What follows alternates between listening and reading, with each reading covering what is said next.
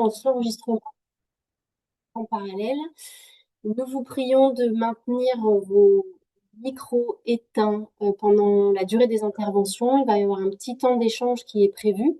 Euh, pour cette occasion, vous pouvez déjà exprimer tout au long des interventions vos questions dans le chat. On les reprendra au moment du temps d'échange.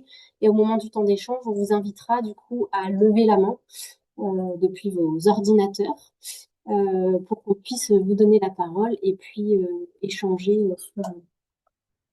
sur les sujets, sur la thématique qui nous réunit aujourd'hui. Du coup, je vous propose qu'on commence par un tour d'écran des intervenants. Isabelle, je te laisse commencer.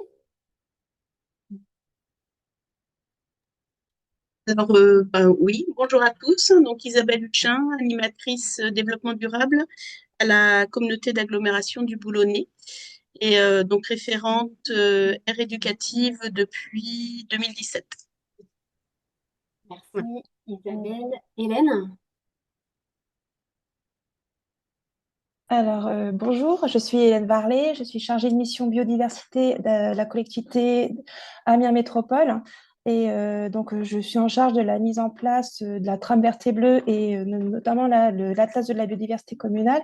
Et là, on débute seulement sur l'accompagnement des ATE au sein des écoles d'Amiens Métropole, sans être forcément porteur, mais on essaie de vraiment sensibiliser davantage sur ce dispositif qui nous tient très, très à cœur. Hélène, Mélanie? Bonjour à tous, Mélanie Beauchamp de l'Agence régionale de la biodiversité des Hauts-de-France et en charge du volet mobilisation des territoires, en particulier le dispositif Territoire engagé pour la nature, et on fait beaucoup de liens en effet entre ce dispositif aire éducative et les différentes actions que l'on peut proposer, évoquer et suggérer aux collectivités. Merci Mélanie. Élodie? Bonjour à tous, moi je suis Élodie Chambre, je travaille pour l'association Graines Hauts-de-France, qui est un réseau d'éducation à l'environnement qui regroupe différentes structures qui travaillent dans le champ de l'éducation à l'environnement.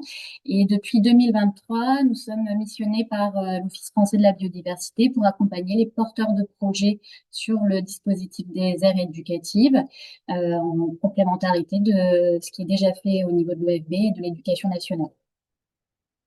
Merci Elodie. Et du coup, Hélène Brault, chef de service appui aux acteurs mobilisation des territoires au sein de la direction régionale Hauts-de-France de l'OFB. Et dans le cadre de mes missions, du coup, je co-développe avec l'éducation nationale et le GREN le dispositif des aires éducatives à l'échelle du territoire régional Hauts-de-France. Du coup, pour la présentation, on se propose de vous rappeler dans un premier temps ce qu'est le dispositif des aires éducatives. Certains d'entre vous ne connaissent probablement pas cet outil à destination des scolaires, donc on se propose de vous rebalayer en quoi il consiste. Ensuite, nous aurons donc les témoignages d'Isabelle et d'Hélène qui se sont présentés, qui nous expliqueront comment au sein de leur collectivité, elles s'investissent autour de ce dispositif de manière un peu différente, ce qui nous permettra du coup de vous présenter différentes manières en tant que collectivité de vous investir euh, autour de cet outil et de cette dynamique. On se propose ensuite de vous laisser la parole pour répondre à vos questions, écouter vos éventuelles expériences sur le sujet, partager ça avec nous. Et puis, en toute fin de session, Mélanie nous partagera quelques actualités des temps à venir à destination des collectivités sur le territoire des Hauts-de-France ou actualités qui vous intéressent. Voilà, donc je vous propose qu'on démarre avec la présentation du dispositif. Et du coup, c'est Élodie qui va faire cette présentation. Merci Hélène. Alors, pour démarrer, on voulait du coup retracer un historique de ces fameuses aires éducatives. Et il faut savoir du coup que ce concept, il est né en 2012 aux îles Marquises suite à la visite de scientifiques qui se sont rendus dans une école pour parler biodiversité marine avec les élèves et les sensibiliser au sujet, et notamment à la protection de la baie qui était juste en face de leur école. Et suite à cette intervention, les élèves ont émis le souhait d'être acteurs en fait de cette protection de biodiversité et ont sollicité les scientifiques pour savoir comment ils pouvaient s'engager à préserver la biodiversité proche de leur école.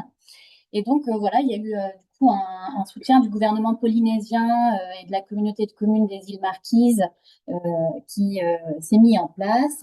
Et voilà, le concept est né comme ça, un petit peu grâce à cette intervention. Et donc, chemin faisant, en fait, on a eu du coup le ministère de l'Environnement, de l'Éducation et des Outre-mer et de l'OFB qui s'est aussi investi sur le sujet et a mis en place du coup sur le territoire métropolitain une expérimentation en 2016 de 8 sites pilotes sur des aires marines éducatives et notamment un des sites pilotes était présent en Hauts-de-France dans la ville de Le Crotoy. Et il y a eu un succès tel que, du coup, 2 ans plus tard, l'expérimentation côté terre s'est mise en place avec l'apparition des aires terrestres éducatives. Et, et voilà, du coup, nous, maintenant, on est en 2025 et on est à 1500 aires au niveau national.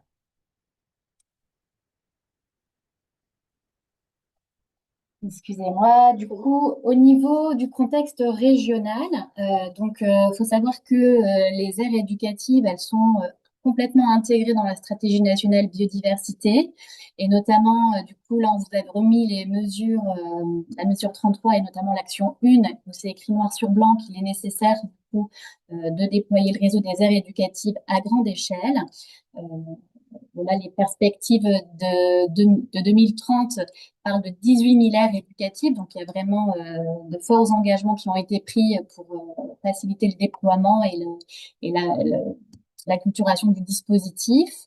Et quand on s'attelle à savoir comment c'est piloté au niveau régional, donc il y a différents acteurs qui sont constitués en groupe régional aire éducative, qui sont constitués de l'Office français de la biodiversité et du parc naturel marin, de l'éducation nationale via les 2 académies de Lille et d'Amiens, mais aussi des représentants de chacun des départements des Hauts-de-France, de la DREAL, des 2 agences de l'eau de la région, et depuis 2023, avec l'accueil de l'association Graines Hauts-de-France pour du coup accompagner les porteurs de projets sur la région. Du coup, en 1500 aires éducatives au niveau national, au niveau de la région des Hauts-de-France, on est du coup aujourd'hui à 110 aires éducatives pour l'année scolaire qui vient de se terminer. On vous a remis ici une carte pour vous permettre de localiser un petit peu les différentes aires éducatives, qu'elles soient aires marines éducatives ou aires terrestres éducatives. Et on vous a également remis le nombre des structures accompagnatrices qui sont actuellement engagées dans le dispositif. Parce qu'il faut savoir que quand on s'engage dans le dispositif, à l'initiative, c'est un binôme formé d'un enseignant et d'une structure qui a la compétence éducation à l'environnement et qui est donc cette fameuse structure accompagnatrice. Et on vous a mis aussi le détail des différentes structures juridiques qui peuvent intervenir en tant qu'accompagnateurs sur le dispositif, à savoir en majorité des associations, mais aussi des collectivités territoriales ou syndicats mixtes, des parcs naturels régionaux et également des entreprises. Maintenant qu'on vous a posé un petit peu le contexte du développement de ce dispositif, entrons dans le vif du sujet et abordons concrètement ce qu'est une aire éducative. Une aire éducative, c'est un projet qui est porté par une ou plusieurs classes du CE2 à la terminale, où ce sont les élèves qui vont réfléchir collectivement, tous ensemble, à la préservation d'un petit bout de territoire qu'ils vont choisir proche de leur établissement. Ce petit bout de territoire, il peut être de tout type de milieu possible, hein. Ça peut être le long sur le littoral, comme vous avez sur la photo du support qu'on vous présente, mais ça peut être aussi dans un parc urbain, le long d'un fleuve, d'un sentier de randonnée. Voilà, tous les milieux peuvent être sollicités. C'est une zone de nature qui doit se trouver à l'extérieur de l'établissement. C'est très important parce que vous verrez plus tard, ce projet a aussi vocation à être au niveau du territoire. Et c'est généralement un espace public et notamment du coup des terrains communaux, parce que du coup, il faut quand même échanger avec la commune, avoir l'autorisation du propriétaire. Ça peut être aussi un propriétaire privé qui donne aussi son accord. En termes d'enjeux et de concepts autour du dispositif des aires éducatives, alors on peut vite comprendre que du coup l'objectif c'est de reconnecter les élèves avec la nature, d'essayer de leur faire découvrir leur environnement proche et la biodiversité qui sont pas de la porte, hein, en sortant de l'établissement. Quand on parle d'aire éducative, les enseignants aussi mettent en place les principes de la classe dehors, où voilà, on va mettre en place les contenus des programmes scolaires sur un environnement un peu différent que ce qui se passe au sein de l'établissement. Et voilà, de faire comprendre les enjeux de préservation de la biodiversité qu'on a près de chez soi et notamment du coup pour les écoliers. Et donc, il y a cet enjeu autour de la biodiversité, mais il y a aussi un deuxième enjeu qui est autour de la citoyenneté, où c'est vraiment un dispositif qui va permettre aux élèves de s'initier au principe de la démocratie, de réfléchir ensemble à prendre des décisions, de les argumenter, d'essayer d'aller chercher des réponses aux questionnements qui se font au niveau collectif et de conjuguer l'expérience et la théorie. Vous le verrez plus tard, s'il y a vraiment des instances démocratiques qui sont mises en place au sein de l'ère éducative, qu'on appelle le conseil des élèves, qui va prendre les décisions pour tout le projet. Au niveau des acteurs, donc on a, je le disais tout à l'heure, au démarrage, un binôme qui est du coup, c'est l'enseignant généralement qui a l'initiative, hein, qui découvre le dispositif et qui a envie d'emmener les élèves sur le sujet.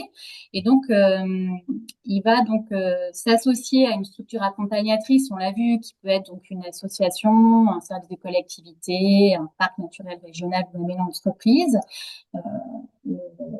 Il est nécessaire que cette structure accompagnatrice, encore une fois, allie les compétences d'éducation à l'environnement pour être en capacité d'apporter les contenus scientifiques, naturalistes et les compétences qui sont liées du coup à son métier. Et donc voilà, ce binôme va construire le projet et puis s'entraider pour réaliser toutes les tâches qui sont induites par le dispositif. L'enseignant, il est là aussi pour s'assurer que les contenus sont en lien avec les programmes, parce que en fait, c'est pas un projet en parallèle, hein, c'est vraiment on met en place son programme scolaire au regard de l'ère éducative, hein, on pourra y revenir si besoin. Et donc ce binôme-là va donc aussi interagir avec la commune, qui va du coup donner son accord pour qu'il puisse y avoir cette utilisation d'un petit bout de territoire quelque part et va appuyer l'ère éducative. Et c'est le sujet de notre webinaire. On va voir aussi comment la commune peut s'investir aux côtés de ce binôme. Et on a aussi les acteurs du territoire, qui sont du coup pour nous les représentants de l'éducation nationale, pour essayer d'accompagner l'enseignant pour justement proposer des séances qui collent au programme et puis qui utilisent des outils que l'enseignant peut prendre en main. Il y a aussi les habitants, les riverains, les professionnels qui ont du coup vocation à présenter leur métier aux élèves au cours du projet d'aire éducative. Et puis, il y a aussi toute la communauté de parents d'élèves et les touristes aussi, qui sont aussi acteurs du territoire.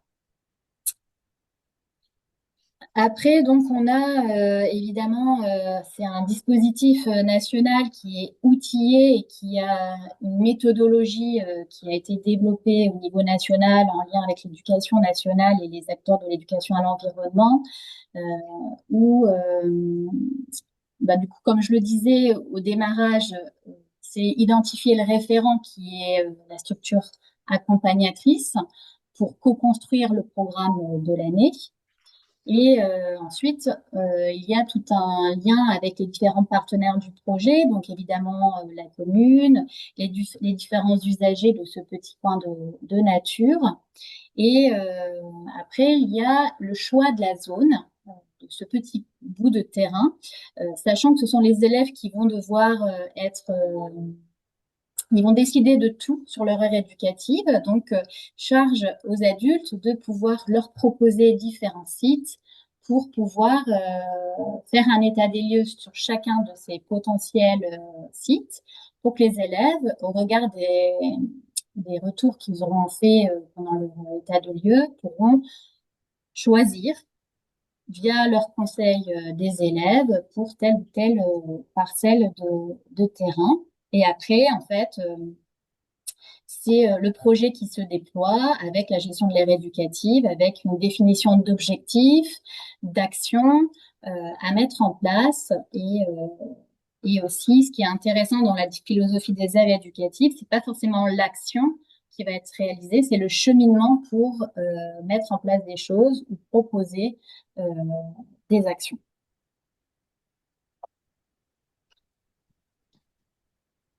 Donc, on a une méthodologie que j'ai rapidement évoquée, mais on a aussi des plateformes de suivi qui vont permettre d'accompagner les porteurs de projets dans la réalisation de leur aire éducative et surtout dans leur suivi.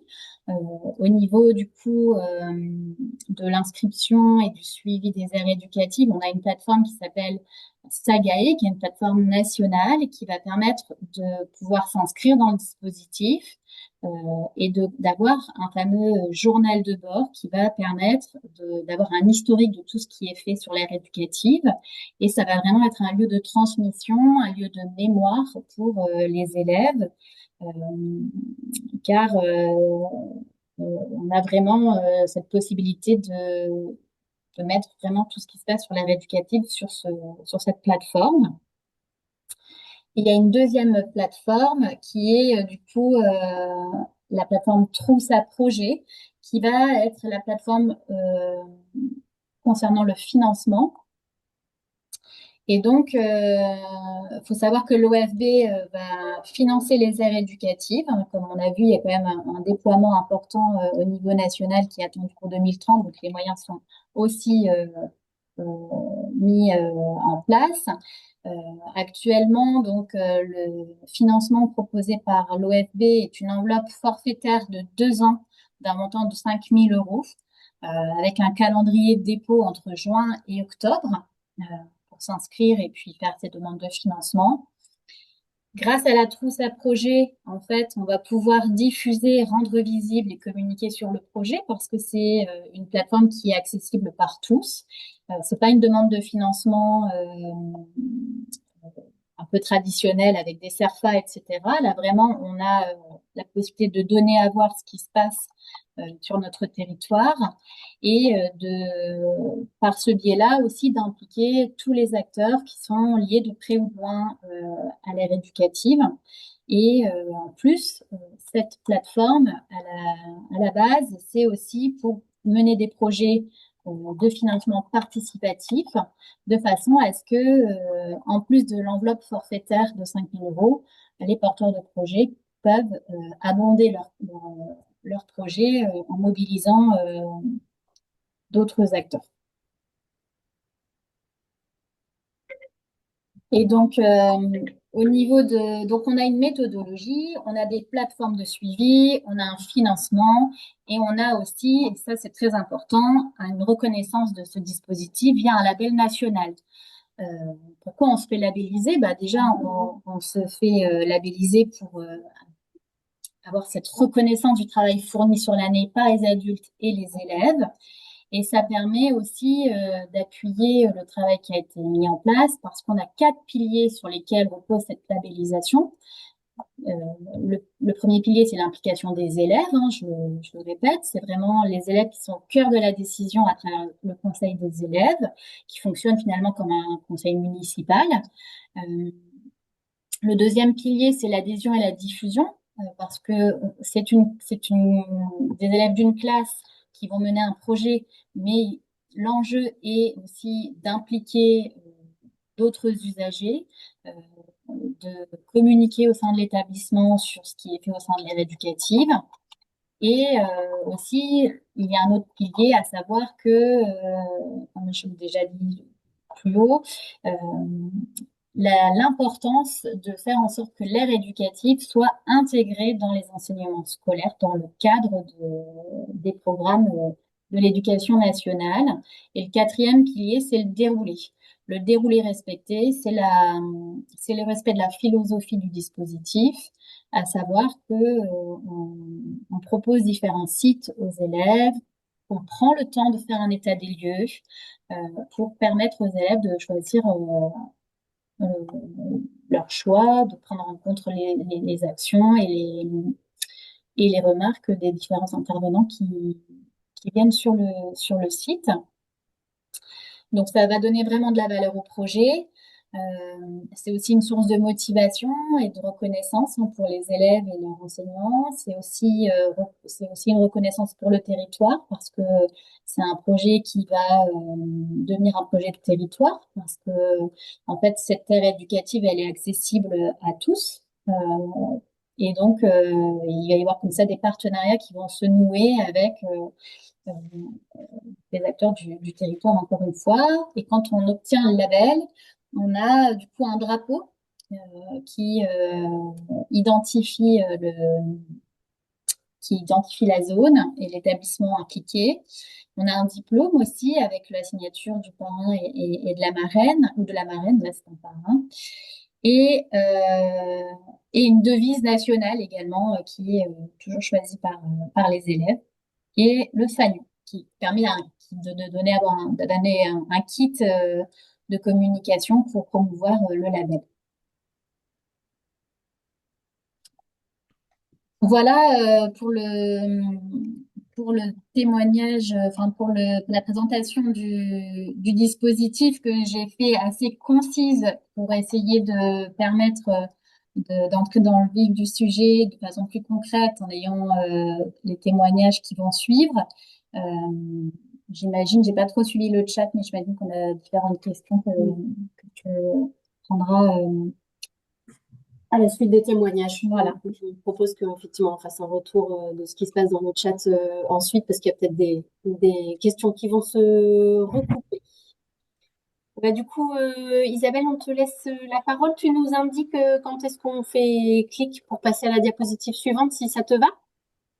Hop, ok, ça marche. Alors, je m'excuse pour le bruit de fond, hein, on a des travaux à côté de la table, donc parce que voilà. On n'entend rien. Bon, ça va. Alors, donc bonjour à tous. Donc voilà, donc je suis animatrice environnement développement durable donc à la communauté d'agglo du Boulonnais au sein du service mobilité développement durable. On peut passer à la diapo suivante. Donc on peut même passer la diapo du suivant. Voilà. Donc, je suis dans le dispositif Air éducatif depuis donc juste après les 8 écoles tests qui ont eu lieu, donc en septembre 2017. À l'époque,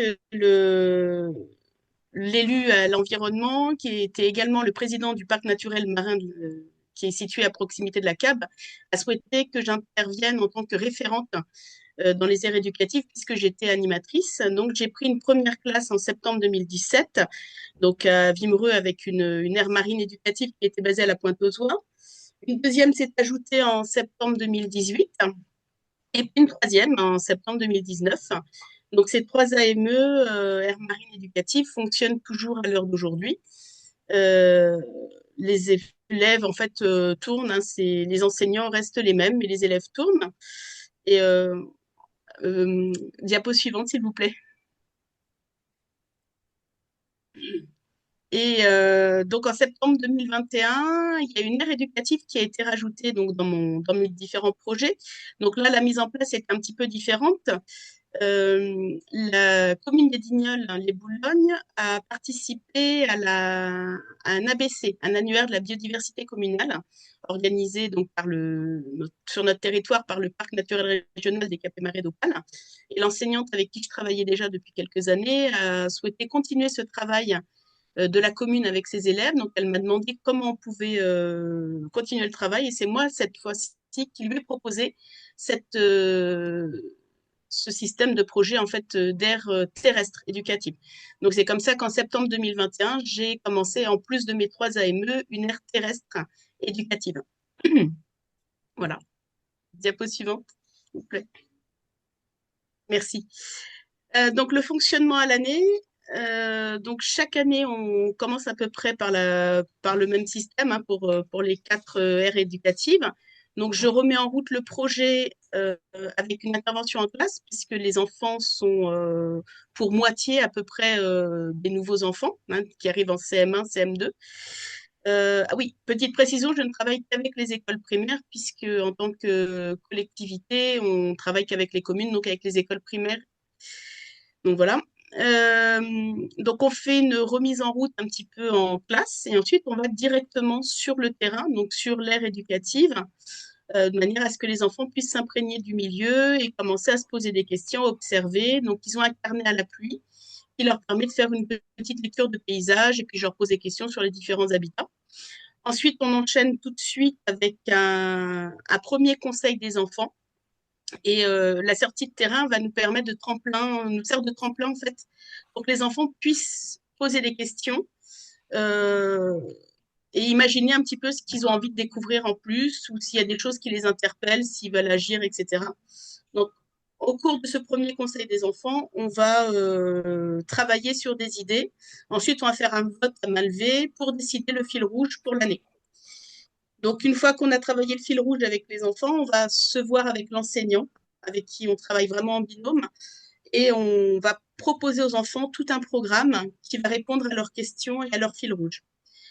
À peu près à mi-parcours du projet, donc janvier-février, on refait un conseil des enfants où là, on demande aux enfants si on est toujours dans la bonne direction d'après eux, s'ils ont découvert suffisamment de choses, s'ils veulent aller plus loin, s'ils veulent dévier un petit peu de ce qu'ils avaient pensé à la base. Donc, ça nous permet de continuer et de mettre en place éventuellement des actions. Et puis, en fin d'année, une fois sur deux à peu près, on fait ce qu'on appelle un conseil élargi. C'est-à-dire que là, on va inviter tous les partenaires qui sont intervenus dans le courant du projet, ainsi que les élus de la commune, pour présenter le travail des enfants. On ne le fait pas systématiquement tous les ans, parce que c'est une organisation qui est assez lourde à organiser, surtout avec les élus qui n'ont pas forcément toujours le temps, et puis les écoles, il y a aussi les kermesses, etc. en fin d'année. Donc, voilà, ça dépend de l'année et du projet. Des fois, ça peut prendre 2 ans avant de présenter le projet. Voilà. Donc, les points forts du projet, les aires éducatives, c'est un projet qui est très riche parce qu'il offre vraiment un palais en termes d'idées, de visites, d'actions qui est très, très large. Et c'est vrai que pour ma part, je trouve ça simple de travailler avec des écoles primaires pour l'organisation, parce que bien souvent, on n'a qu'un seul enseignant. Il a sa classe, je dirais, à la semaine. Donc, c'est très facile d'organiser des sorties, des temps forts, etc. Euh, j'ai aussi la chance, pour la plupart de mes aires éducatives, de travailler sur des classes doubles, voire classes triples. Et c'est un atout qui n'est pas négligeable parce que ça évite ce passage de flambeau qui est des fois un peu compliqué en fin d'année quand on a des anciens élèves qui partent, des nouveaux qui arrivent. le fait d'avoir une classe double, on a toujours des anciens élèves qui restent dans la classe et qui permettent de faire passer le projet plus facilement. Ensuite, les enfants bénéficient quand même de plusieurs sorties sur un même projet, donc ils sont demandeurs. Et le fait de les impliquer vraiment dans le projet sur plusieurs sorties, ils sont plus impliqués dedans, je pense. Autre point fort, c'est ce binôme enseignant-référent. Quand on a vraiment un enseignant qui est vraiment impliqué dans le projet, c'est très facile de travailler avec et on peut vraiment s'appuyer dessus. Parce que moi, en tant que collectivité à côté, forcément, j'ai d'autres projets, j'ai d'autres missions. Et quand on a un enseignant qui répond bien au travail, c'est pratique.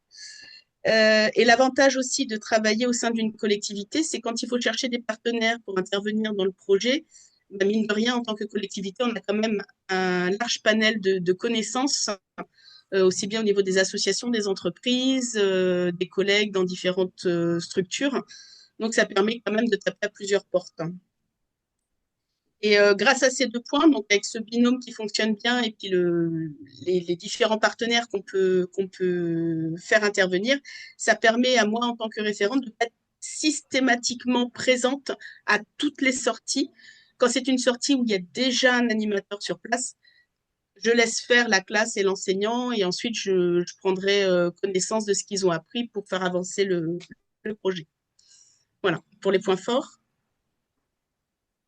Alors, les points faibles, il faut savoir que c'est un projet qui est quand même relativement chronophage. C'est-à-dire qu'il y a quand même du temps à consacrer à ce projet, notamment dans la prise des contacts, l'organisation des sorties, les animations, les réunions, remplissage de dossiers. Ça prend du temps. Donc, quand on a vraiment à cœur de bien faire, il faut savoir que voilà, ça va nous prendre du temps par rapport à d'autres missions, à d'autres projets. Il faut y consacrer du temps. Euh, j'ai eu aussi le cas d'avoir eu un projet avec une classe de simple niveau. Là aussi, c'est compliqué parce que quand on a une classe de simple niveau, quand les nouveaux élèves arrivent et qu'ils voient ce qui a été fait les années précédentes, ils ont envie de refaire la même chose. Et c'est vrai que pour l'enseignant, aussi bien que pour nous en tant que référents, des fois, ça peut être redondant. Donc, des fois, il faut essayer aussi d'arriver à aiguiller les enfants pour qu'on avance un petit peu dans les idées, dans les projets pour avancer un peu plus loin. Et enfin, il faut bien garder à l'esprit que c'est un projet qui n'a pas de fin tant que soit l'enseignant, soit le référent ne dit pas stop. Quand on s'engage dans l'ère éducative, on s'engage sur plusieurs années. Et à l'heure d'aujourd'hui, voilà, je me retrouve avec des aires éducatives qui fonctionnent très très bien, mais qui fonctionnent depuis bientôt 10 ans pour la première. Donc c'est vrai qu'après, au niveau des thématiques à trouver tous les ans, souvent on revient un petit peu dans les mêmes choses, quoi. Voilà. Et donc, pour le financement, alors pour rappel, en tant que collectivité, on n'a pas, enfin, nous ici sur le Boulonnais, on n'a pas d'aide financière de la part du parc naturel marin. Parce que de service public à service public, il n'y a pas de financement. Donc, bien souvent, je m'appuie sur les communes qui sont au courant qu'une de leurs écoles participe à une aire éducative. Donc, ça leur arrive de nous financer un ou deux bus quand on a besoin de se déplacer loin. Mais la plupart du temps, on fait quasiment tous les déplacements à pied. Puisqu'en plus l'aire éducative est en général à la proximité de l'école. Par contre, s'il y a une autre sortie qui est payante, bien souvent c'est la caisse de l'école qui permet de participer à la sortie payante. Et enfin, j'ai su récemment, et en plus avec le diaporama d'aujourd'hui, ça me l'a confirmé, donc il y a le projet national Tous à projet qui pour l'instant je ne l'ai pas utilisé, parce que je n'étais pas au courant de ce projet, de cet appel à projet. Donc, pour l'année prochaine, on va essayer peut-être de faire financer quelques-unes de mes aires éducatives, pourquoi pas. Voilà. Merci beaucoup Isabelle, donc, qui nous a bien présenté comment on peut s'investir dans une collectivité en tant que structure accompagnatrice, donc qui est une modalité d'investissement qui est très avancée dans le dispositif des aires éducatives. Il y aura une petite question pour toi dans le chat à laquelle je ne peux pas répondre à ta place, donc je te laisse y répondre par écrit. On reviendra de toute façon sur les grandes thématiques de questions après, pour celles auxquelles on aura répondu et celles auxquelles éventuellement on n'aura pas répondu de manière spécifique. Du coup, je passe la parole à Hélène qui va du coup nous présenter une autre manière de s'investir autour du projet d'aire éducative quand on est une collectivité. Merci beaucoup Hélène, pardon. Alors, rebonjour. Me présente vite fait. Et donc, Hélène Varlet, chargée de mission biodiversité à Amiens Métropole. Nous, notre regard par rapport aux ATE est beaucoup plus léger, hein. On n'est pas structure accompagnatrice. On est là en tant que support pour accorder l'accès aux sites quand elles sont demandées. Donc, c'est quand même quelque chose de bien plus léger et plus facile. Mais notre envie d'aller un peu plus loin est présente aussi, hein. On a des animatrices aussi qui pourraient être tout à fait aptes à mettre en place ce genre de dispositif sur des parcelles. Et on va en parler juste après. Donc, prochaine diapo. On va faire la deuxième. Donc là, c'est l'expérience. On va faire voilà, donc l'expérience d'Amiens Métropole. Donc elle est assez récente. On en a entendu parler. C'était simplement en 2021. C'était la commune de Saint-Sauflieu avec Flore Ferraro qui avait été sollicitée par son école. Enfin, je ne sais pas exactement comment ça s'était passé. Elle nous avait posé la question, est-ce qu'on fait des ATE et du coup, on s'est posé la question, c'est quoi une ATE? Et on avait, je crois qu'elle avait rencontré peut-être Mélanie Vauchon justement sur cet aspect-là. C'était il y a quelques années. Donc voilà, donc c'est comme ça qu'on a découvert un peu ce dispositif. Et puis donc en 2023, ça y est, il y a une école qui nous fait une demande pour avoir accès à deux parcs de notre commune. Donc on se dit, mais ouais, ok, mais qu'est-ce que ça implique? Est-ce qu'on n'aura plus le droit d'y accéder? Enfin, on s'est posé plein de questions en quoi ça consistait ces ATE. On avait un peu peur aussi de dire, on n'aura plus le droit de rien faire. Est-ce qu'on va plus pouvoir faucher? On va laisser les enfants, ça va être dangereux. Enfin bref, on s'est posé plein de questions. Et puis finalement, on était très vite rassurés. On a trouvé ça assez formidable, le fait de vraiment d'avoir des petits ingénieurs écologues capables de proposer des solutions pour des choses toutes bêtes et toutes simples, et des choses qu'on n'avait même pas forcément pensé. Et en plus, vraiment, c'était vraiment une opportunité. Donc on a dit oui, hein, forcément, on a fait les choses nécessaires et on a regardé, on a observé. Et du coup, à l'heure actuelle, il y a 6 ATE qui sont sur le territoire. Et du coup, Amiens Métropole a petit à petit apporté un soutien un peu plus important, un peu plus direct sur 3 des projets. 2 autres ATE sont accompagnés par les communes directement. Donc, ça fait en tout 5 projets plutôt par des primaires et une ATE collège qui est, elle, sur un site privé, je crois, et qui n'a pas demandé de sollicitation d'aide de notre collectivité.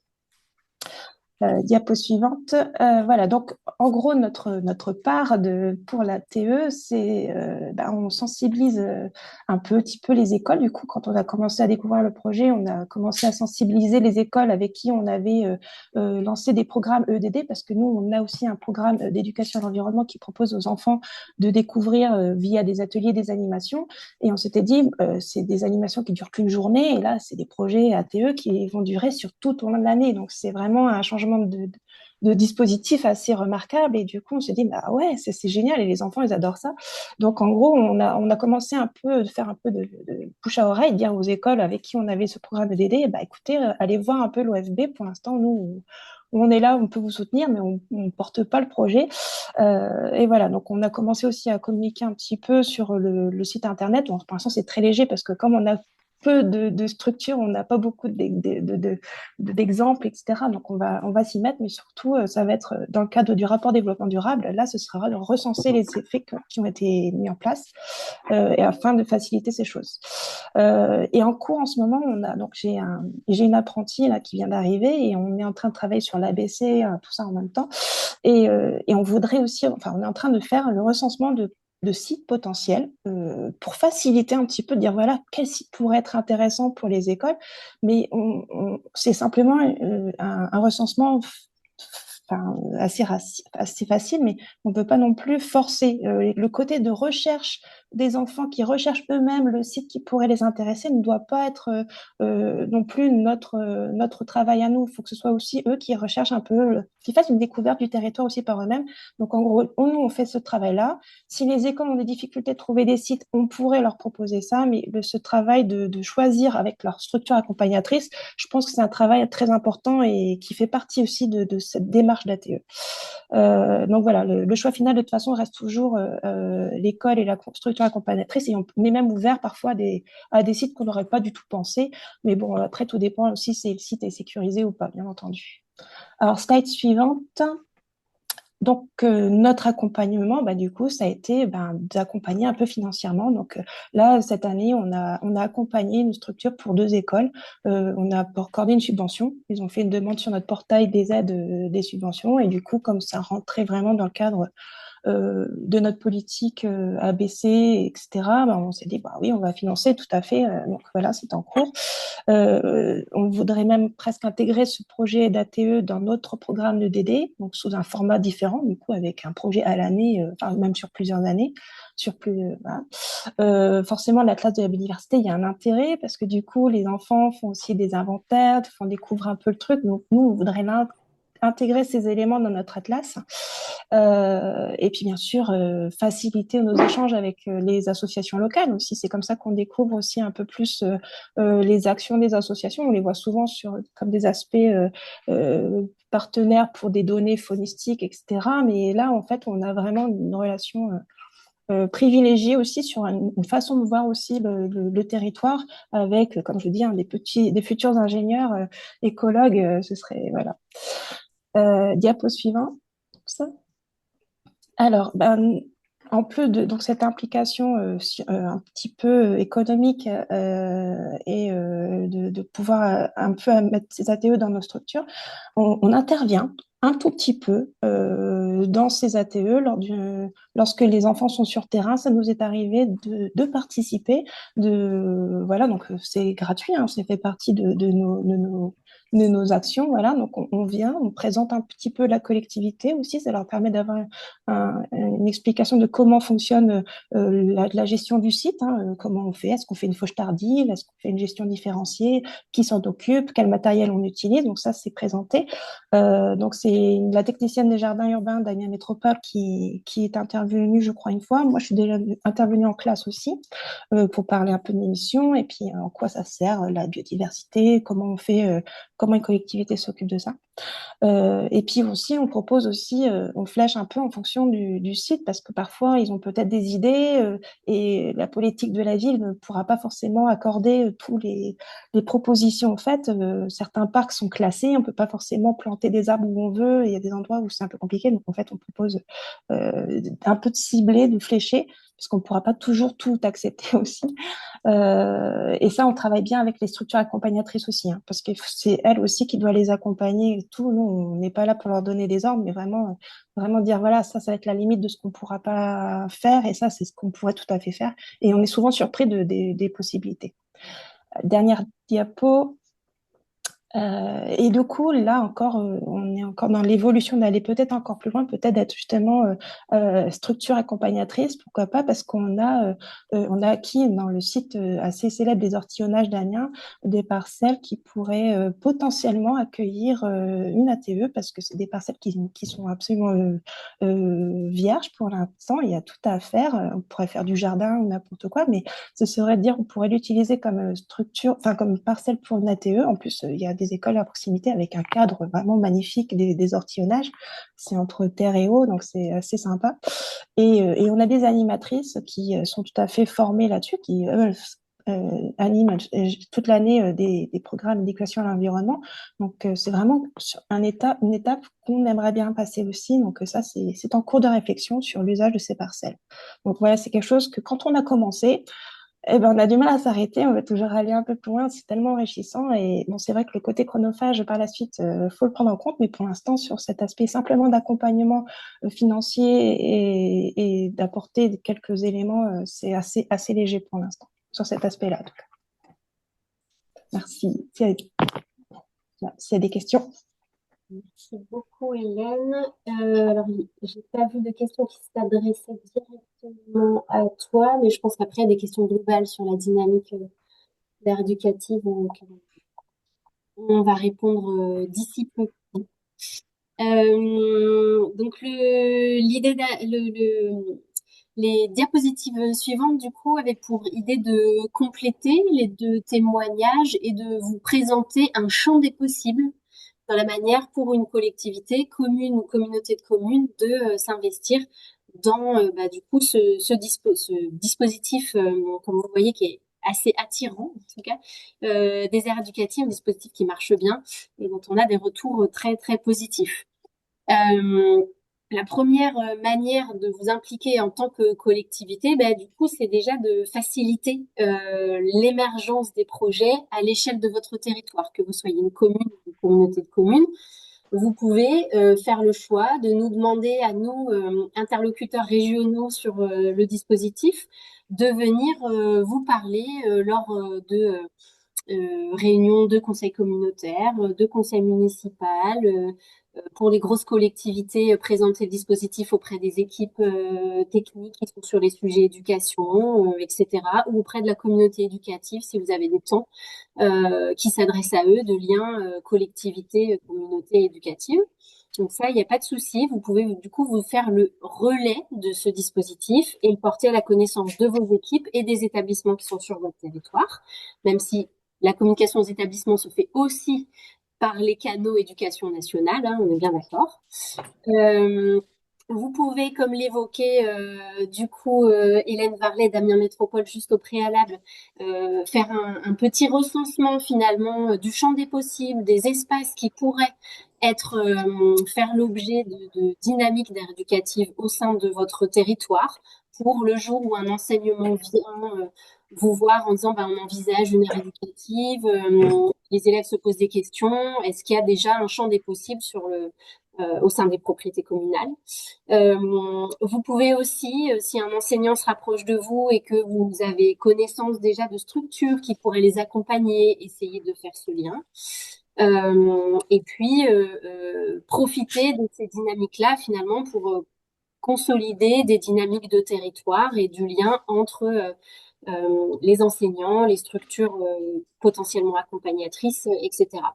Bien entendu, là, ce qu'on vous propose, c'est pas un attendu de tout faire. C'est des propositions, des choses dans lesquelles vous pouvez picorer et dans lesquelles vous pouvez vous inspirer sur la manière, vous, de accompagner le déploiement du dispositif sur vos territoires. Et vous pouvez aussi inventer d'autres manières de vous investir qui ne sont pas présentées, bien entendu, dans le diaporama.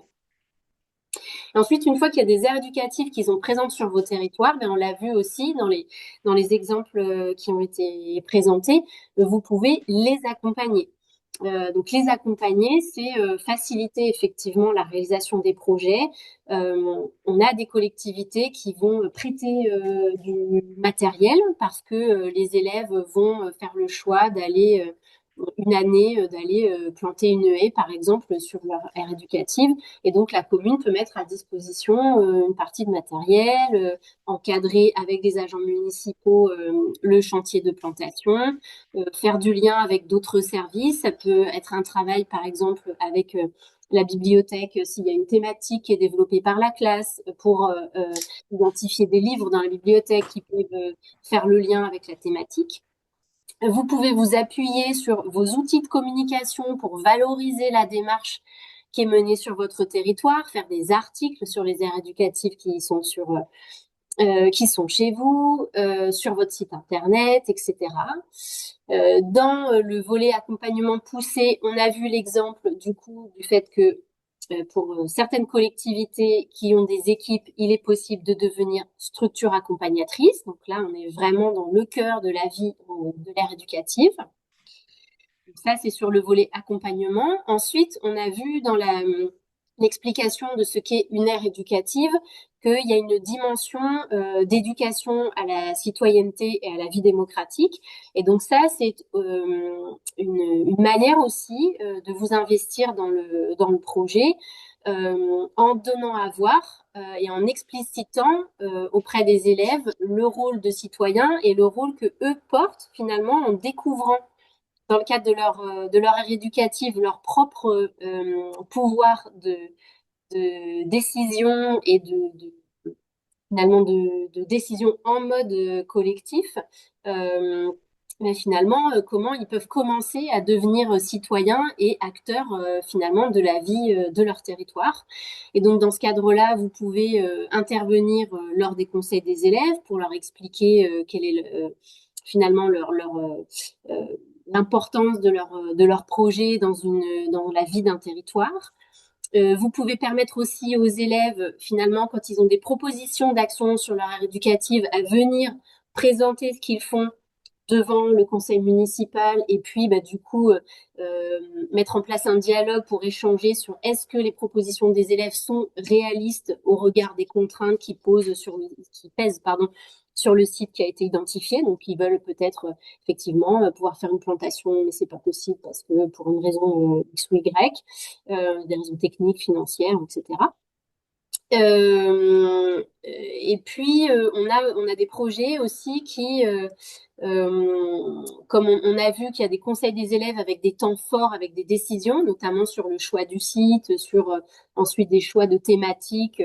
Mais on a on a vu des projets sur lesquels, pour le choix du site, la commune avait organisé un vote dans du coup la salle communale qui sert habituellement quand il y a des élections, qui avait produit des bulletins de vote, des cartes électorales, et du coup les élèves allaient dans l'isoloir, ensuite ils votaient dans l'urne avec comptage des voix de manière un peu comme un vote voilà, de notre vie démocratique.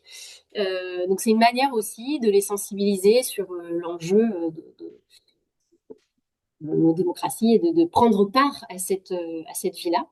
Et puis, en fin d'année, on a très souvent des temps forts qui sont organisés avec soit des cérémonies de passage de flambeau, soit en démarrage une inauguration. Et donc là, c'est une opportunité aussi de créer du lien et de montrer que les projets qui s'ancrent dans les territoires, ben, ils sont pas hors sol, ils s'intègrent à la vie, à une vie globale avec de nombreux acteurs. Et donc, c'est l'occasion aussi pour la commune d'aller, ou la communauté de communes, de s'investir dans ces temps forts qui permettent en plus aux élèves d'être valorisés dans la démarche démarche qui est quand même très prenante pour eux comme pour l'enseignant, et qui du coup prend une place en général dans l'affect des élèves. Et donc c'est bien que tout cet engagement soit valorisé. Ensuite, il y a moyen d'aller encore plus loin et de faire que finalement ce projet d'aire éducative, et ça rejoint ce qu'évoquait Hélène Varlet dans le cadre du coup, de la dynamique d'Amiens Métropole, c'est comment est-ce qu'on fait finalement pour que ce dispositif il puisse faire du lien avec d'autres projets sur le territoire communal et intégrer un projet global. Alors ça peut être du coup une intégration dans un projet éducatif global qui permet du coup de faire des aires éducatives une manière de décliner l'ambition du coup de la politique éducative de la collectivité. Ça peut être de créer du lien avec, ça a été évoqué aussi, les atlas de la biodiversité communale, qui sont un outil qui permet à la collectivité de s'engager en faveur de la biodiversité, de travailler à l'élaboration d'un plan d'action en faveur de la biodiversité qui contient un volet mobilisation, sensibilisation, et dans lequel on peut faire rentrer du coup les aires éducatives comme un des outils de sensibilisation du public scolaire. Et puis, c'est l'opportunité aussi du coup de faire le lien avec d'autres dynamiques, d'autres politiques dans lesquelles on tisse du fil du lien au vivant et de la préservation de la biodiversité. Et puis, bien entendu, quand il y a des temps d'événements sur le territoire, des événements à destination du grand public, c'est l'opportunité pour donner à voir ce qui est fait dans les écoles, dans les établissements, et c'est l'occasion aussi pour les élèves de pouvoir parler à destination du grand public de leur projet. Un autre moyen d'accompagner les aires éducatives de votre territoire, et ça a été évoqué aussi, c'est le fait de les financer. Donc, en fonction du coup du budget de la collectivité concernée, vous pouvez soit financer, accompagner en complément des financements de l'OFB directement les structures accompagnatrices pour faciliter leur intervention auprès de l'établissement. Vous pouvez aussi financer, avoir un budget qui va être dédié pour l'établissement directement, qui lui du coup va pouvoir soit financer ensuite la structure accompagnatrice, soit financer l'acquisition de matériel, l'achat de livres, etc. Mais vous pouvez aussi aller financer, on évoquait des actions concrètes, une classe qui peut avoir envie de produire des panneaux pédagogiques, on peut imaginer effectivement d'aller financer la réalisation de ces panneaux pédagogiques. la mise en place d'une mare ou la plantation d'une haie, la réalisation d'un petit film de valorisation, etc. En tout cas, il y a moyen d'aller financer les projets d'élèves, de contribuer en nature, on l'a déjà dit, par la mise à disposition de matériel ou du temps des équipes municipales. Et puis, on a des aires éducatives qui souhaitent aussi parfois pouvoir aller voir ce qui se passe sur une autre aire éducative pour donner à voir, pour s'inspirer. Et donc, bien, vous pouvez aussi, en tant que collectivité, financer une sortie, financer le coût d'un bus pour aller à la rencontre d'une autre aire éducative ou d'un sujet, d'une thématique qui concerne de près l'ère éducative. On va pas trop s'attarder sur les diapositives qui arrivent, mais c'est juste pour vous dire, parce qu'on va vous mettre à disposition, bien entendu, le support qui a été produit pour l'occasion, vous dire qu'il y a un certain nombre de ressources qui existent, qui sont mobilisables, du coup, tant pour vous que pour les équipes éducatives, les enseignants qui se lancent et les structures qui les accompagnent, donc qu'on peut retrouver notamment sur les différents sites internet de l'OFB, du GREN. Voilà, avec des ressources mobilisables pédagogiques suivant notamment les niveaux des scolaires qui sont engagés, donc primaire, collège, voilà. On vous propose du coup de se prendre une bonne vingtaine de minutes pour pouvoir répondre à vos questions, écouter vos témoignages si vous le souhaitez, si vous êtes déjà dans une dynamique d'accompagnement d'aire éducative et que vous avez des choses à partager, n'hésitez pas. Si vous avez des questions, n'hésitez pas. Je vais peut-être reprendre en 2-3 minutes les questions qui ont déjà été posées dans le chat et y apporter les réponses, même si pour certaines, on a déjà écrit des choses. Donc, on vous a remis le lien vers la liste des structures accompagnatrices actuelles. On la remet à jour tous les ans après les inscriptions des nouveaux projets. Donc, ça vous permet de voir qui est aujourd'hui dans le pool des structures accompagnatrices. On est toujours à la recherche de nouvelles structures. Donc, c'est pas parce que un projet est développé avec une structure qui n'est pas dans la liste que ce n'est pas bien. Voilà. On avait une question sur le cofinancement minimal pour l'aide financière de l'OFB. Il n'y en a pas. Il n'y a pas d'attendu en face. C'est un financement qui est forfaitaire. Donc, 5 000 € pour des nouveaux projets pour 2 ans, 4 000 € pour des projets qui ne sont pas nouveaux pour 2 ans.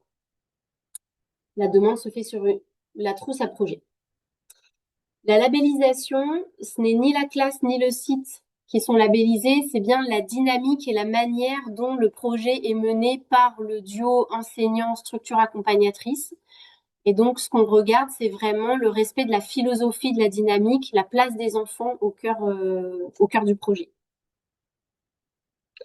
Mais ça a été réexpliqué, redit notamment par Isabelle Luchin. L'ère éducative, sa vie n'est pas limitée à une année scolaire. On est bien sur un projet qui dure dans le temps, qui est associé à un enseignant, ce qui fait en fait que l'ère éducative suit l'enseignant, mais pas le groupe classe. Donc, on change de cohorte chaque année. Et il y a un passage de flambeau. C'est une des ambitions d'ailleurs de la dynamique, c'est qu'il y a un passage de flambeau entre les années scolaires et entre les classes. Donc la subvention, elle peut être octroyée soit à l'établissement scolaire, soit à la structure accompagnatrice.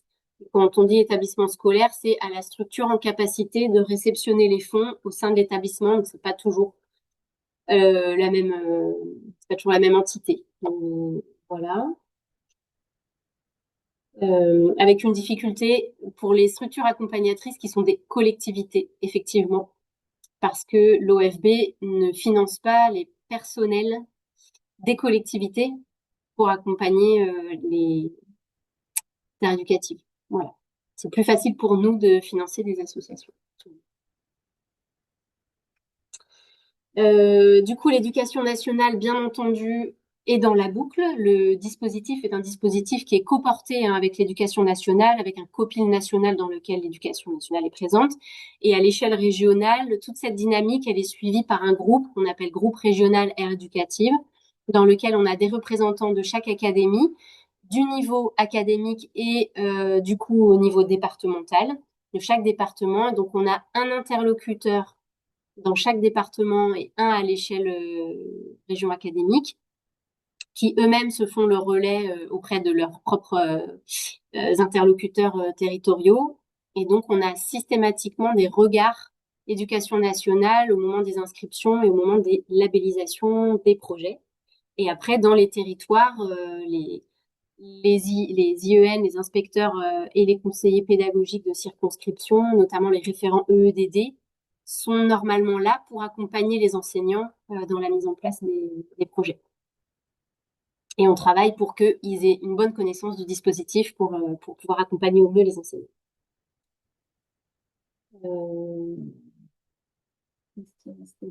Question. Sur le transfert de compétences, du coup, Isabelle Huchin avait répondu sur le fait qu'il n'y avait pas eu de transfert de compétences sur l'enseignement scolaire, en tout cas pour le territoire de sa communauté d'agglomération, mais pour autant, ça n'empêche pas de travailler avec les communes et avec les établissements scolaires.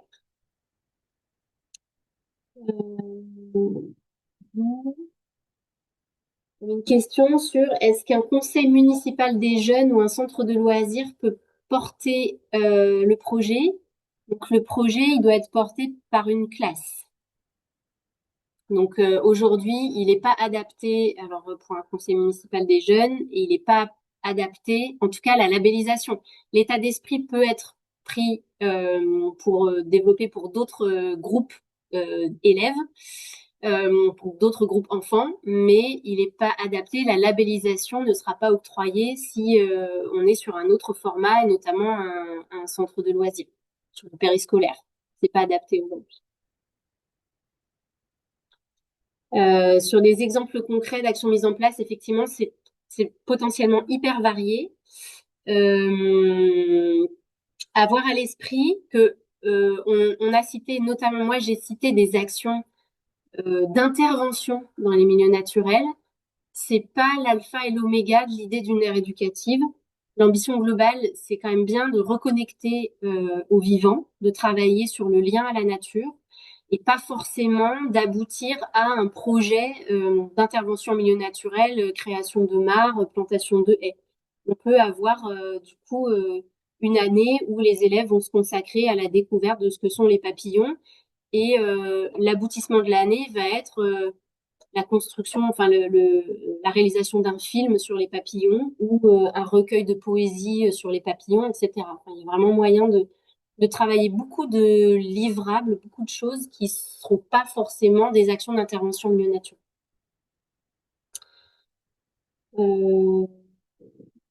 Voilà, une question un peu stratégique sur comment les développer dans les zones rurales, les aires éducatives. Je suis pas convaincue qu'aujourd'hui elles soient essentiellement concentrées sur des villes avec des densités de population importantes. Là, effectivement, les deux intervenantes sont plutôt en milieu urbain. Pour autant, on a quand même, alors on n'a pas fait l'exercice, il faudrait qu'on le fasse, de faire le calcul dans les aires éducatives, celles qui sont considérées comme en zone rurale et celles qui sont en zone urbaine. Mais on en a dans des secteurs qui sont portés par des écoles dans des petites communes, dans des toutes petites communes. Donc ça, il n'y a pas de souci. Et du coup, les structures accompagnatrices, ben ça, si vous n'identifiez pas sur votre territoire des structures accompagnatrices, n'hésitez pas à revenir vers nous. Nous, on peut vous indiquer celles qu'on connaît sur le territoire. Et on peut creuser aussi s'il y a un manque sur un territoire particulier. Après, vous avez aussi probablement des acteurs avec lesquels vous travaillez qui ne sont pas forcément identifiés pour investir les aires éducatives, mais qui ont cette compétence éducation à l'environnement que vous pouvez aussi, à qui vous pouvez porter connaissance du dispositif.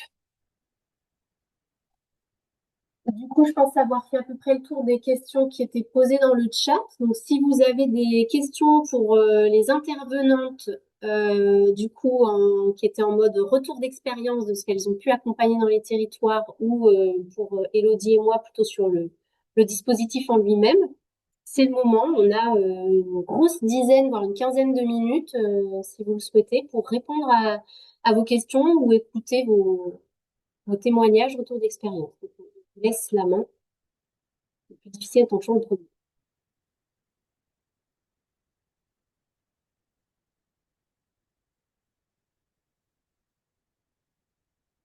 Est-ce que quelqu'un a envie de partager déjà ce qu'il fait, qui connaît son niveau de connaissance du dispositif, son intérêt, l'idée de se lancer ou de ne pas se lancer, d'accompagner sur son territoire ce qui se passe, ou au moins d'aller voir, de prendre connaissance des aires éducatives de son territoire?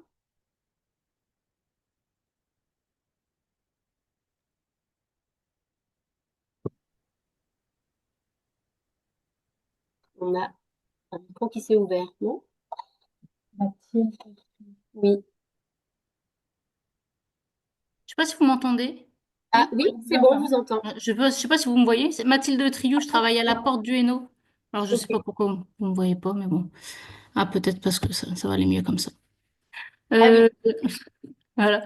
Je me présente donc Mathilde Triou, je travaille au service politique de la ville, de la direction cohésion sociale de la Porte du Hainaut, donc une communauté d'agglomération dans le Valenciennois, avec des communes sur le Denésy et la Mandinois. Et le service politique de la ville travaille là depuis une grosse année via son contrat quartier 2030 à une expérimentation qu'on appelle école en transition. C'est une démarche de valorisation et de mise en dynamique des écoles du territoire. Donc, pour l'instant, sur 4 écoles du territoire, pour travailler sur les thématiques de la transition autour de l'alimentation, de la mobilité, de la sensibilisation au développement durable. Euh, et donc là, pour l'instant, on a 4 écoles primaires du territoire qui sont partantes pour travailler avec nous. Et donc, je me disais que je connaissais pas ce dispositif, mais je me dis qu'on pourrait très bien faire le lien entre ces écoles-là et une potentielle aire éducative, parce que par exemple, je sais que sur une école, sur Écaudin, ils travaillent autour enfin, en lien avec un jardin partagé. Pareil sur une école à Douchy-les-Mines. Et enfin, sur les autres écoles aussi, il y aurait des espaces de nature à valoriser, à travailler avec les enfants. Donc, enfin, du coup, je réfléchis en même temps que je participe à la visio, mais j'y vois un intérêt de pouvoir faire le lien avec ce dispositif-là. Donc, je sais pas comment après, enfin, je pourrais reprendre contact avec vous et en parler aussi en interne avec les autres collègues de l'agglo. Oui, bah, il n'y a pas de souci, effectivement, pour prendre notre attache et faire le lien avec les équipes éducation nationale aussi qui travaillent effectivement sur d'autres dynamiques, d'autres dispositifs à destination de publics scolaires Hmm, particuliers. Euh, L'idée étant effectivement que le dispositif des aires éducatives, il permet de travailler sur finalement beaucoup de choses et pas que nous, on a pris l'entrée et on prend l'entrée effectivement du lien vivant, mais ça permet de travailler sur plein d'axes, hmm. des ambitions notamment de grands objectifs EDD. En fait, on se raccroche quand même, on peut se raccrocher à beaucoup de choses. Donc oui, faire du lien avec d'autres dynamiques politiques éducatives, aucun souci. Ok, bah, très bien. Moi, je vous enverrai un petit Oui, message. Faut pas hésiter. Parfois, on est sollicité pour intervenir sur des territoires euh, où est réunis différents enseignants d'un territoire pour faire la présentation du dispositif, répondre aux questions et Oui, un premier recueil d'intentions et enclencher éventuellement un accompagnement par la suite, quoi. ok. On a une question de Lauriette. Une main levée, en tout cas. Oui, merci. Je peux mettre la vidéo si tu veux.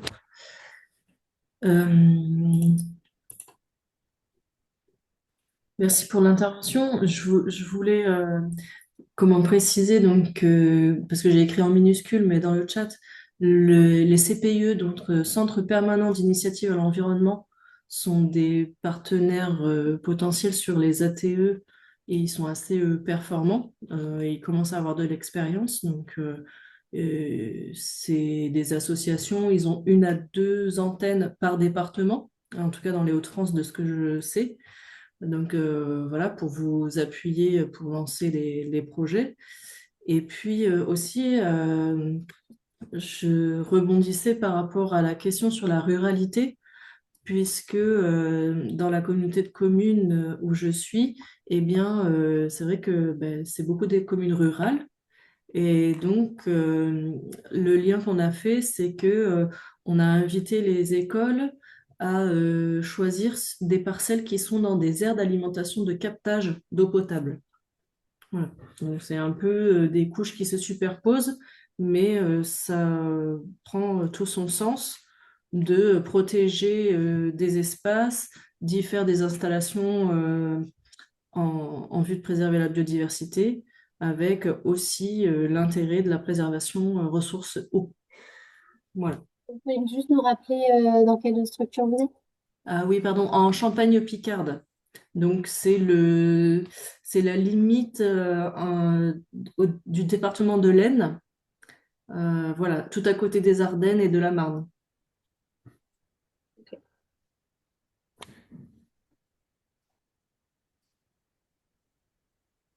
Alors, on a des questions dans le chat sur est-ce que les départements sont parfois structures accompagnatrices? Non, pas pour le moment. On essaye plutôt de les motiver à être structures financeurs des projets d'aire éducative, ce qu'ils ont été parfois, ce qu'ils ne sont plus actuellement, et la proportion des classes de collège, ma collègue est en train de regarder pour vous donner le chiffre. Bon, on a essentiellement des primaires. Donc là, sur les 110 aires éducatives qu'on a sur le territoire régional, on a 40 collèges. Donc, Sachant que du coup, dans le dispositif peuvent aussi être intégrés les lycées. Euh, donc là, depuis très récemment. Donc là, on n'a vraiment pas beaucoup de lycées encore. Il y a aussi les IME qui peuvent aussi porter des aires éducatives. Donc voilà un petit peu le petit topo chiffré. ouais. Du coup, pour devenir structure accompagnatrice, il faut se rapprocher de vous.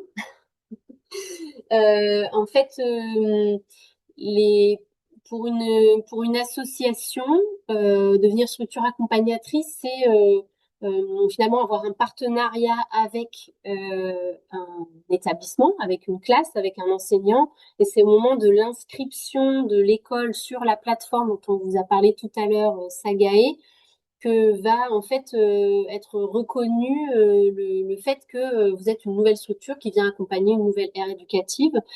Et c'est dans le cadre de la validation des inscriptions des nouveaux projets qu'on regarde les nouvelles structures qui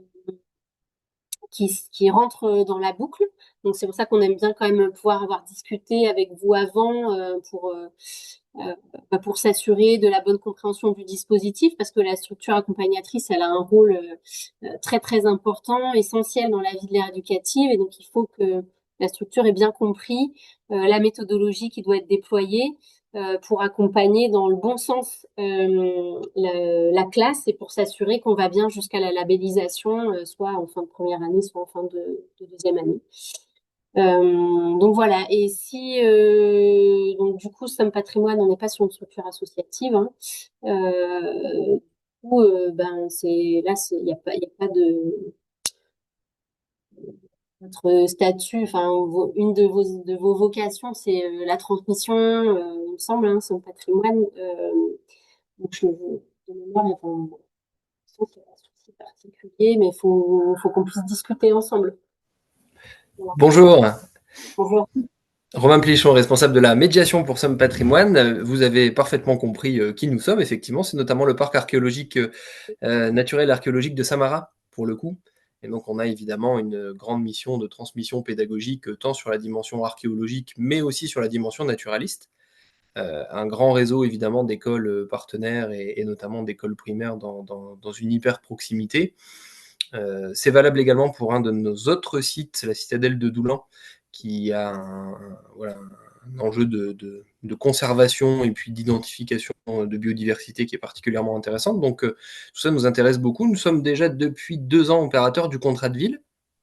Donc ces approches, je dirais, en mode projet sur des territoires spécifiques, ben, on commence à le développer et à en être expérimenté. Donc oui, ça nous semblait logique peut-être dans le cadre d'un partenariat notamment avec l'école de la Chaussée-Thirancourt, qui est le village de rattachement en fait du parc archéologique, de commencer finalement peut-être cette aventure-là et donc assez logiquement dans la foulée, pourquoi pas d'engager des démarches sur une reconnaissance en tant que structure accompagnatrice, mais on serait très très heureux de pouvoir en échanger directement avec vous, et c'est l'occasion.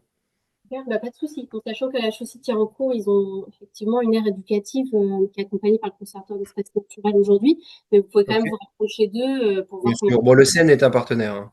Oui, oui, oui. Oui, moi, je visualise à peu près comment fonctionne. Euh, Merci. mais très bien, donc n'hésitez pas à prendre notre attache en parallèle du webinaire. On fera un point.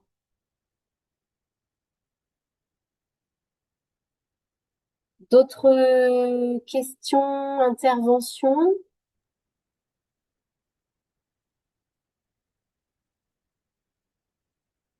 Excusez-moi, Anne Lemaire de la communauté d'agglomération du Pays de Saint-Omer, j'avais une petite question.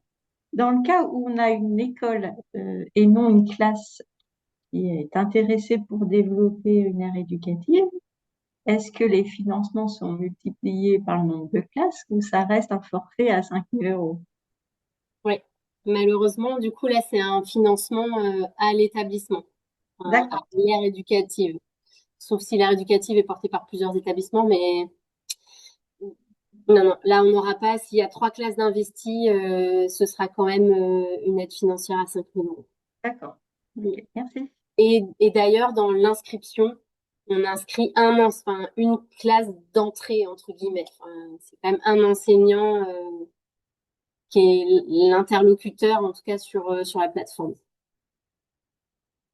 Une classe pilote, en fait. Une classe pilote, voilà. Ça n'empêche pas d'autres classes de développer la méthodologie, la dynamique. C'est un établissement, une aire éducative, un financement.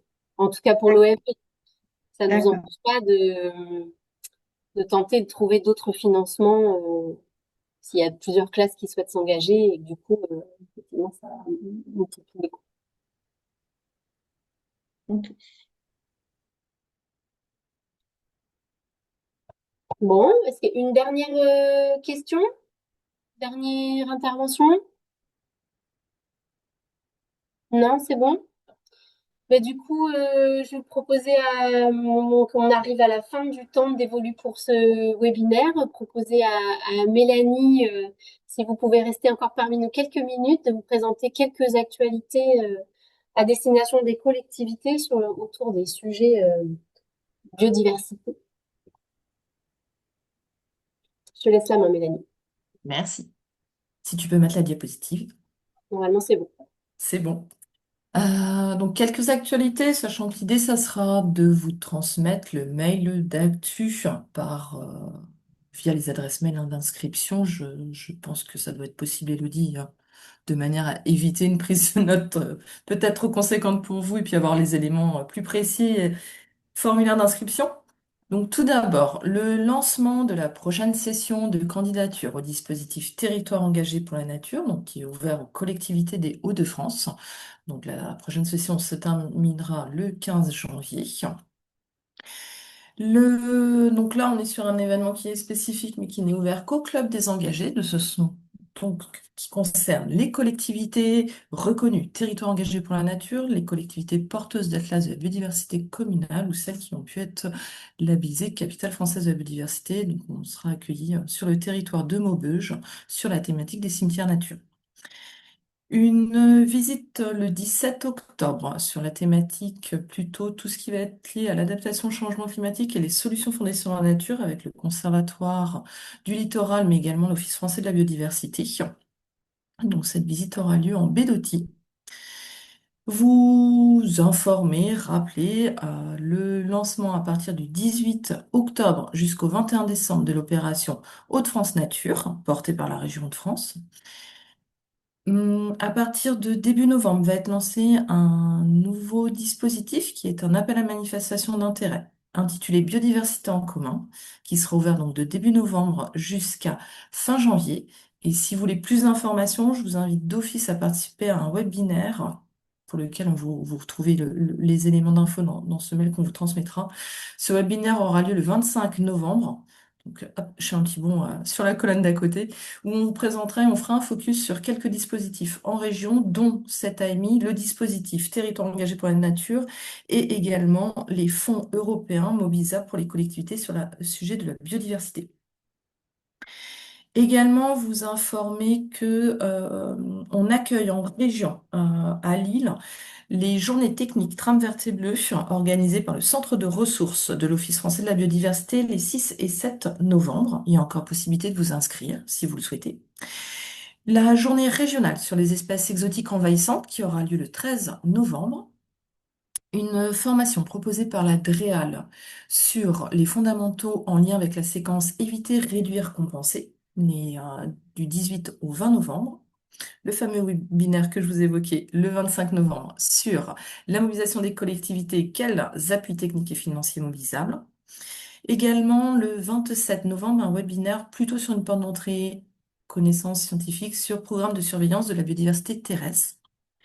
Début décembre, le 3, une conférence technique territoriale sur prendre en compte les pollutions sensorielles dans l'aménagement et l'intérêt des trames noires, blanches et olfactives, organisée par le CEREMA. Et juste pour vous donner les délais finaux, donc le 15 janvier, la clôture de l'appel à candidature qui a été lancé là depuis maintenant quelques mois pour Ma Remarquable. Le 15 janvier également, la clôture des candidatures au dispositif Territoire engagé pour la nature. Et le 30 janvier, la clôture de l'AMI Biodiversité en commun. Voilà, petit temps d'actu et on vous donnera le détail par mail. Eh bien, nous allons vous remercier les intervenants pour ce webinaire et tous les participants pour avoir suivi avec attention ces présentations. On espère que ça a pu vous donner envie, en tous les cas, de vous investir à votre manière, selon vos moyens, autour de ce dispositif. N'hésitez pas à revenir vers nous si vous souhaitez aller plus loin dans la dynamique, dans la démarche. On est là pour vous accompagner dans la prise en main, dans la manière dont vous pouvez vous investir. Et n'hésitez pas à en parler autour de vous également. On vous souhaite une bonne après-midi, une bonne fin de semaine et on espère à bientôt.